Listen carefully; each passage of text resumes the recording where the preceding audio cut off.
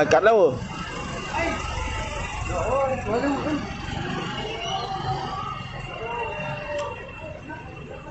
Ôi.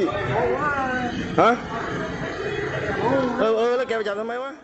Seorang pria terlihat tak berdaya setelah digigit oleh seekor biawak. Ia tersungkur dan nampak menahan kesakitan. Hal itu terekam dalam sebuah video yang viral di sosial media. Berawal dari seekor biawak yang muncul di permukiman warga, diunggah pada akun Instagram smart.gram Jumat 21 Agustus 2020, terlihat seekor biawak yang meresahkan warga. Seekor biawak liar yang ganas menyerang seorang pria yang mencoba menangkapnya sebelum berjalan pergi dengan darah menetes dari giginya. Kejadian tersebut diketahui terjadi di Surat Thani, Thailand Selatan. Itu memicu kepanikan ketika terlihat di luar toko pemukiman warga.